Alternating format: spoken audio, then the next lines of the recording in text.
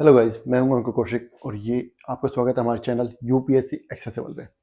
आज हम पढ़ने वाले करंट का एक टॉपिक है लेटरल एंट्री के बारे में। लेटरल एंट्री क्या होती है? आजकल बहुत ही ज़्यादा कंट्रोवर्सी में है ये topic, lateral entry in civil, वो भी सिविल सर्विसेज में। कि सिविल सर्विसेज में कोई भी इंसान कहीं से भी उसको उठाकर एक पोस्ट दे देते हैं, जिस पोस्ट पर पहुंचने के लिए जनरली पहले एक बच्चा ही कह सकते हैं, एक ग्रेजुएट को पहले, किसी भी इंसान को सबसे पहले ग्रेजुएशन करनी होती है। ग्रेजुएशन के बाद उसको हिंदुस्तान का सबसे टफेस्ट एग्जाम जो सबसे टफ एग्जाम जो है वो क्रैक करना पड़ता है। और वो फर्स्ट अटैम्प में कर ले या फोर्थ अटैम्प में कर ले या सिक्स अटैम्प में कर ले, ठीक है, उसको सालों लग जाते हैं वो अटैम्प करने में। उसके बाद फिर वो 30-35 साल की सर्विस जब नौकरी करता है, तब जब वो जिस पोस्ट पे पहुंचता है उस पोस्ट पे एक आदमी कहीं से उठा करके लाती है सरकार और बोल देती है कि लेटर एंट्री है सिविल सर्विसेज की, आज से ये इस पोस्ट पे बैठेगा। तो क्या ये सही है? क्या ये गलत है? क्यों है? अगर सही है तो क्यों है? अगर गलत है तो क्यों है? ठीक है, कैसे होता है ये? यही सब चीज़ें, बीइंग ए यूपीएससी एक्सपेरिएंट, यही सब चीज़ें हमें पता करनी है कि इसमें फॉल्ट क्या है, क्यों बनाया गया ऐसा सिस्टम। अगर ऐसा सिस्टम है, मान लीजिए एग्जिस्ट करता है, जिसके ऊपर कंट्रोवर्सी हो रही है, तो वो बनाया ही क्यों गया है? और अगर कोई कंट्रोवर्सी है, कोई कोई नुकसान इससे हो रहा है, तो नुकसान क्या हो रहा है? ठीक है, या कोई अफवाह ही है, ऐसा कुछ है नहीं। ठीक है, तो देखते हैं क्या है।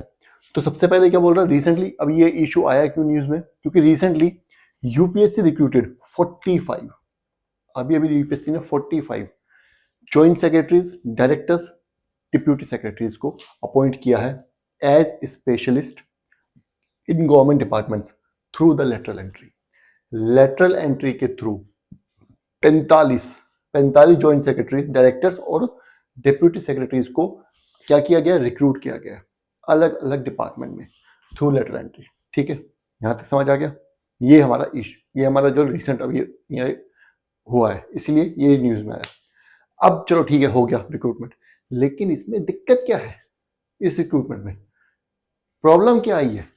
प्रॉब्लम आई है कि अपोजिशन पार्टी हमारी जो है वो ये कह रही है कि रिजर्वेशन के जो राइट्स हैं वो कॉम्प्रोमाइज हुए हैं। अगर 45 रिक्रूटमेंट्स हुए हैं तो इसमें कुछ रिजर्वेशन के भी तो होने चाहिए, है ना? क्या जितना परसेंटेज रिजर्वेशन का होना चाहिए उस हिसाब से रिजर्वेशन के जो कैंडिडेट्स हैं वो कह रहे हैं नहीं है। ठीक है, तो रिजर्वेशन के जो राइट्स हैं वो कॉम्प्रोमाइज हुए। जितने भी रिजर्व कैटेगरीज हैं जैसे एससीज, एसटीज, ईडब्ल्यूएस, ओबीसीज, इन सब के राइट्स कॉम्प्रोमाइज हुए हैं, ऐसा अपोजिशन का कहना है। ये अपोजिशन ने कहा। ठीक है, चलिए यहाँ तक ये हमारा रिसेंट जो हुआ है, हमारे जो करंट में भी चल रहा इशू वो है, वो समझ आ गया हमें। आगे एक बार चलिए, आगे बढ़ने से पहले एक बार ये देख लेते हैं कि लेटरल एंट्री होता क्या है। तो लेटरल एंट्री का मतलब होता है appointing individuals from outside the government directly to mid level and senior post positions.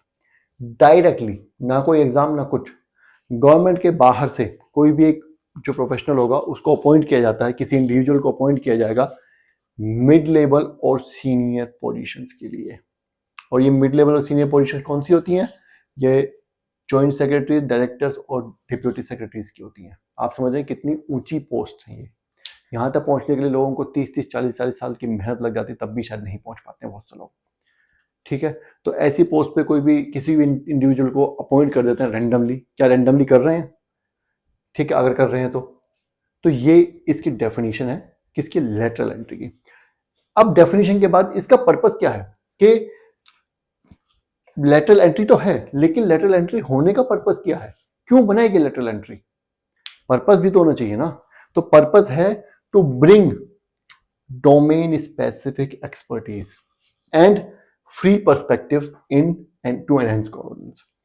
देखिए, बात घूम फिर के कहां जाती है? गवर्नेंस पे। हमें रूल कैसे करना है कि हम ज्यादा से ज्यादा पब्लिक की सेवा कर सकें, पब्लिक को सर्व कर सकें। तो कैसे होगा? Domain specific expertise. अगर हम सिविल सर्विसेज की बात करें तो 3 या 4 सर्विसेज को अगर छोड़ देते हैं, आईएएस, आईपीएस, आईआरएस, आईएफएस, तो बाकी सर्विसेज जो है वो कैसी? डोमेन स्पेसिफिक नहीं है, वो जनरलाइज सर्विसेज है। ठीक है, हमें चाहिए, अगर सपोज कीजिए हमें एग्रीकल्चर में कोई पोस्ट खाली है, ठीक है, हमें एग्रीकल्चर का ऐसा इंसान चाहिए जिसने 30-40 साल एग्रीकल्चर में काम किया हो, और सिर्फ काम नहीं किया हो, उसने अच्छा काम किया हो, उसने आउट ऑफ द बॉक्स जाकर के चीज़ें सोची हों और उनका रिजल्ट भी अच्छा आया हो। सिर्फ सोचने से काम नहीं करता, सिर्फ पॉलिसी बनाने से काम नहीं चलता, उन पॉलिसीज का रिजल्ट भी अच्छा आया हो। तो ऐसे लोगों को खोजना, उसके लिए हमने एक तरीका निकाला क्या कि अपने अपने डोमेन में जो एक्सपर्ट्स हैं उनको लेकर के आओ और जिनका फ्रेश पर्सपेक्टिव है, जो ऑलरेडी 50-30 साल से आईएएस है, वो ये सब पॉलिसी बना बना के थोड़ा, समझ रहे हो ना, उसका फ्रेश पर्सपेक्टिव नहीं होगा, ऐसा मान के चलते हैं। लेकिन एक इंसान जो बाहर से आया है, अपने डिपार्टमेंट से, एग्रीकल्चर डिपार्टमेंट से आया, अब उसको बनाया गया, सिविल सर्विस ने रिक्रूट किया, तो वो अब जो जो उसने 30 साल की जो एक पर्टिकुलर फील्ड में काम किया है, उस फील्ड पे जब वो पॉलिसी बनाएगा, नहीं उसमें आकर के नहीं उसको पावर्स मिलेंगे, नया सब कुछ मिलेगा, नहीं उसको अपॉर्चुनिटीज मिलेंगी, तो उसमें जब वो काम करेगा तो उसका पर्सपेक्टिव भी फ्रेश होगा, नए नए तरीके वो निकाल पाएगा आगे बढ़ने के, इंप्रूवमेंट के अपने डिपार्टमेंट में, ऐसा कहा जा रहा है। ठीक है, तो ये इसका पर्पज है क्या, डोमेन स्पेसिफिक एक्सपर्टीज लाना और फ्रेश पर्सपेक्टिव लाना। ठीक है, किस लिए, टू एनहेंस गवर्नेंस, ताकि गवर्नेंस और ज़्यादा अच्छे से की जा सके। यही हमारा रूल क्या बोलते हैं, एम है। ठीक है, आगे क्या कह रहा है कि चलो ठीक है रिक्रूट तो करते हैं, लेकिन कितने टाइम के लिए, तो जनरली इनका टाइम होता है, कॉन्ट्रैक्ट होता है 3 साल के लिए। ठीक है, और उस 3 साल के कॉन्ट्रैक्ट को हम 5 साल तक बढ़ा सकते हैं अगर हमें जरूरत पड़ती है कि कोई आदमी अच्छा काम कर रहा है या उसका रिप्लेसमेंट नहीं मिला है, तो उसको हम 1 साल या 2 साल, उसको मैक्सिमम 5 साल तक उसको एक्सटेंड कर सकते हैं। ठीक है, टोटल 3 साल से 5 साल। अब इसका ओरिजिन कब हुआ, इसका ओरिजिन देखो आज का नहीं है, 2004 से ही बात चल रही है। 2004 से 2009 के बीच में इसका बारे में हमने एक फॉर्मुलेट किया था कि मोटा मोटी हमें ये था कि हाँ इस तरीके से हमें जो है वो अपॉइंटमेंट्स करने हैं सिविल सर्विसेज में। लेकिन सेकंड एआरसी ने इसको क्या किया था, 2005 में इसको स्ट्रांगली एंडोर्स किया था, मतलब बहुत स्ट्रांगली इसको सपोर्ट किया था कि हाँ ये ऐसा होना चाहिए। सेकंड एडमिनिस्ट्रेटिव रिपोर्ट कमीशन ने अपनी 10th रिपोर्ट में, अभी बताऊंगा आगे मैं सेकेंड एआरसी के बारे में मैं बताऊंगा थोड़ा डिटेल में, मैं इसको स्ट्रांगली सपोर्ट किया था कि हाँ ऐसा होना चाहिए, हम लेटरल एंट्रीज कर सकते हैं और हमें इनफैक्ट करनी भी चाहिए। रीजन यही है, domain specific expertise and fresh perspective लाने के लिए, क्योंकि हमें उसकी जरूरत लगी, हमें लगा कि एक्सपर्ट्स का होना जरूरी है उस किसी डिपार्टमेंट में। कोई अगर हम पॉलिसी बना रहे हैं तो ये नहीं है कि एक आईएएस आईपीएस कोई भी आकर के पॉलिसी बना दे, बना सकते हैं वो भी, लेकिन अगर कोई एक्सपर्ट आकर पॉलिसी बनाए, मान लीजिए 4 आईएएस बैठे, उनमें से एक एक्सपर्ट को भी बुला लिया हमने, तो हो सकता है कि हमें एक बेटर पॉलिसी मिले, होता ही है। ठीक है, तो वही expertise, fresh perspective to enhance governance. ठीक है, यही एम है। 2017 में भी नीति आयोग ने भी रिकमेंड किया था इसको, 17 में नीति आयोग ने भी रिकमेंड किया कि हाँ एआरसी, ये क्या बोलते हैं, लेटरल एंट्री जो वो होनी चाहिए, लेटरल एंट्री के थ्रू रिक्रूटमेंट होनी चाहिए। चलिए ये सब हो गया, बातें हो गई। अब हम आ जाते हैं कि इसकी एलिजिबिलिटी क्या है। एलिजिबिलिटी वही है जो इसकी रिक्वायरमेंट है, डोमेन स्पेसिफिक एक्सपर्टीज, मतलब डोमेन एक्सपर्टीज हो गया, अपने फील्ड में एक्सपर्ट होना चाहिए। ऐसा नहीं है कि भाई 1 साल काम किया 2 साल काम किया, नहीं, बहुत अच्छा बहुत पुराना एक्सपीरियंस होना चाहिए, अलग अलग अपने ही फील्ड में अलग अलग पोजीशंस पे, अपनी फील्ड में अलग अलग सिचुएशंस में उसका एक्सपीरियंस होना चाहिए उस इंसान को। दूसरा, प्रूवन ट्रैक रिकॉर्ड होना चाहिए। ऐसा नहीं कि एक्सपर्टीज तो है, 35 साल की नौकरी है, 40 साल की नौकरी है, लेकिन करना कुछ नहीं है, जो आया काम बता कर वो उतना कर दिया, या नहीं किया कल कर लेंगे, उस तरह का ट्रैक रिकॉर्ड नहीं होना चाहिए। ट्रैक रिकॉर्ड ऐसा होना चाहिए कि हाँ ये इंसान अगर पॉलिसी में अपना कॉन्ट्रीब्यूशन देगा, पॉलिसी मेकिंग में, तो मिरेकल्स होंगे, कुछ नया निकल के आएगा, कुछ अच्छा होगा, ये उसका रिकॉर्ड होना चाहिए कि जब ये इंसान काम करेगा इसकी एफिशिएंसी बहुत ज़्यादा होनी चाहिए इस इंसान की। समझिए, कोई इस तरीके का कोई ऐसा ना हो कि आएगा तो और ज़्यादा उसको अपने पोजीशन को मिसयूज करेगा, ऐसा ट्रैक रिकॉर्ड नहीं होना चाहिए, समझ रहे हैं। और तीसरा, प्रोफेशनल अकम्प्लिशमेंट, मतलब अपने प्रोफेशन में उसने अचीवमेंट्स की हैं, कि उसने अच्छी अच्छी पॉलिसीज तो बनाई हैं, नई नई पॉलिसीज तो बनाई हैं अपने फील्ड में, उनका रिजल्ट भी पॉजिटिव आया है। ऐसा नहीं है कि 50 पॉलिसी बना दी, 50 की 50 फेल हो गई, नहीं, अगर 50 पॉलिसी बनाई तो 40 का, 30 का, 35 का, 45 का अच्छा रिजल्ट आया है। ऐसी प्रोफेशनल अकम्प्लिशमेंट्स होनी चाहिए उसकी। ठीक है, यहां तक क्लियर हो गया। अब हम बात करेंगे कि इसका रिजर्वेशन पे जो इशू है उसके बारे में तो हमने अभी तक डिस्कस किया ही नहीं। जो अपोजिशन पार्टी जो हमारी बोल रही है कि रिजर्वेशन का जो है वो राइट्स जो कॉम्प्रोमाइज हुए हैं रिजर्व कैटेगरीज के, उसके बारे में तो हमने अभी तो बात की नहीं। तो ठीक है, अब हम आगे उसी के बारे में बात करते हैं। ठीक है, आगे बढ़ते हैं हम। और रिजर्वेशन का पे क्या इम्पैक्ट है या लेटरल एंट्रीज का रिलेशन क्या रिजर्वेशन से, उसके बारे में बात करते हैं। ठीक है,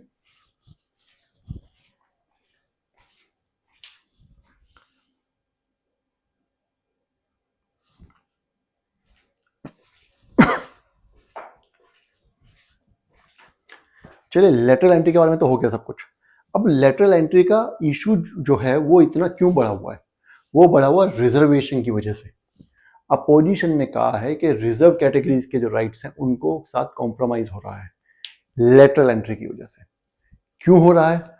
वो ये कह रहे हैं कि रिजर्वेशन, पहले अब तो हम ये जान लेते हैं कि रिजर्वेशन का स्टेटस क्या है। क्या लेटरल एंट्री में रिजर्वेशन अलाउड है? नहीं। Reservation excluded from lateral entry excluded from reservation system because of 13 points roster policy. एक 13 पॉइंट्स रोस्टर पॉलिसी है, उसकी वजह से रिजर्वेशन अलाउड नहीं है। क्यों? देखो, इस पॉलिसी का मतलब यह है कि इन्होंने बताया हुआ है कि 100 में से लगभग 13 से 14 जो पोस्ट है वो रिजर्व कैटेगरीज को मिलनी चाहिए उस साइकिल को पूरा करने के लिए। वो डेप्थ में हम नहीं जाएंगे।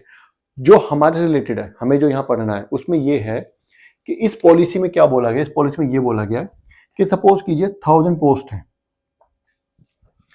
और किसी कैटेगरी की को जो है रिजर्वेशन मिला हुआ 10% का, तो उसको 100 पोस्ट मिलनी चाहिए उस कैटेगरी के लोगों को।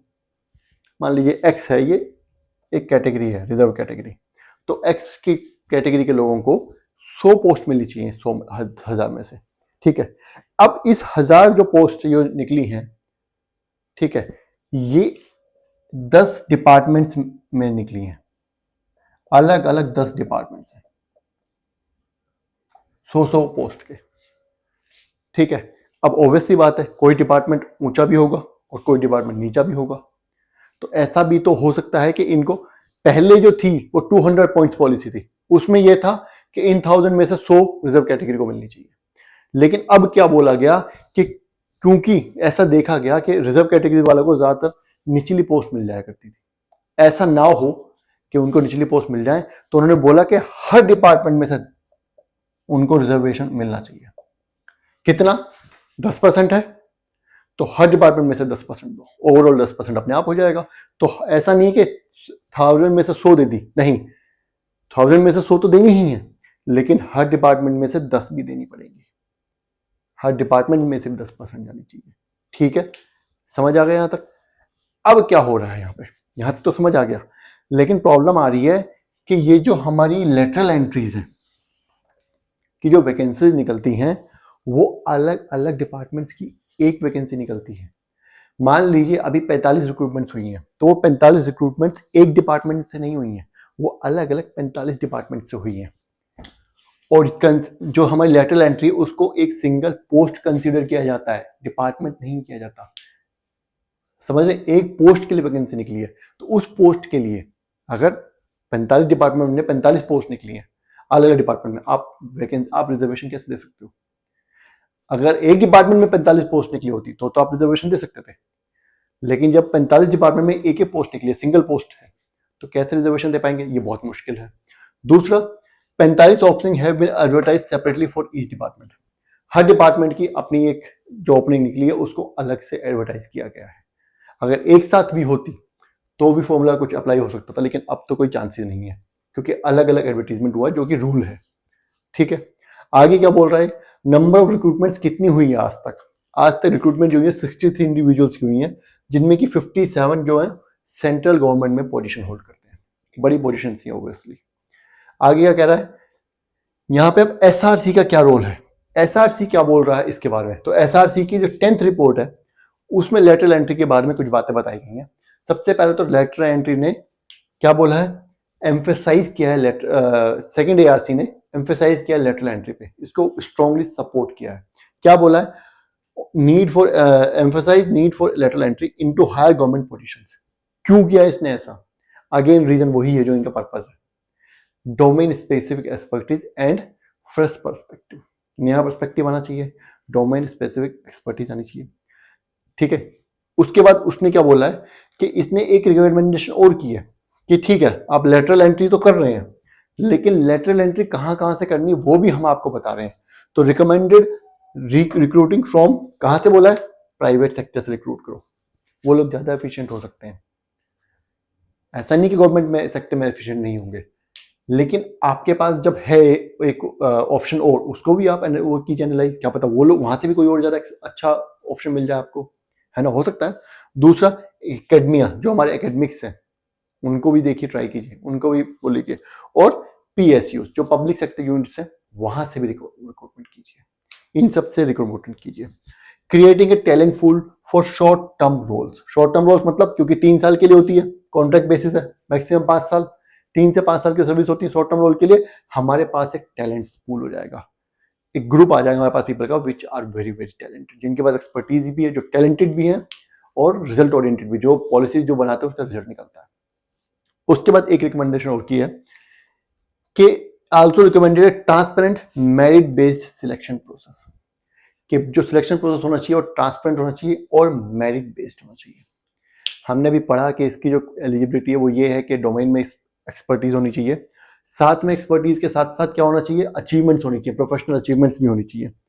तो सपोज कीजिए मेरे पास अचीवमेंट्स भी हैं और मेरे पास एक्सपर्टीज भी है, मुझे रिक्रूट कर रही है, लेकिन एक इंसान ऐसा है जिसके पास मेरे से ज्यादा एक्सपीरियंस है, मेरे से ज्यादा एक्सपर्ट है वो, और मेरे से ज्यादा अचीवमेंट्स भी हैं, उसकी प्रोफेशनल अचीवमेंट्स। तो क्या वो पहले मौका किसको मिलना चाहिए, पहला मौका उसको मिलना चाहिए, वही होगा मेरिट बेस्ड। और उसके लिए हमें जो सिस्टम को जो ट्रांसपेरेंट रखना चाहिए ताकि करप्शन की गुंजाइश ना बचे। ठीक है, तो जितना भी लेटर एंट्री से रिलेटेड इश्यूज थे वो मैंने सब यहाँ पे कवर करा दिए हैं, मोटा मोटा सब बता दिया जितना एग्जाम के पॉइंट ऑफ व्यू से इंपॉर्टेंट है। ठीक है, कुछ समझ ना आए तो कमेंट कर दीजिए, वो डिस्कस कर लेंगे कमेंट्स में। बाकी वीडियो पसंद आई है तो वीडियो को लाइक करना है और चैनल को सब्सक्राइब भी करना है। Thank you.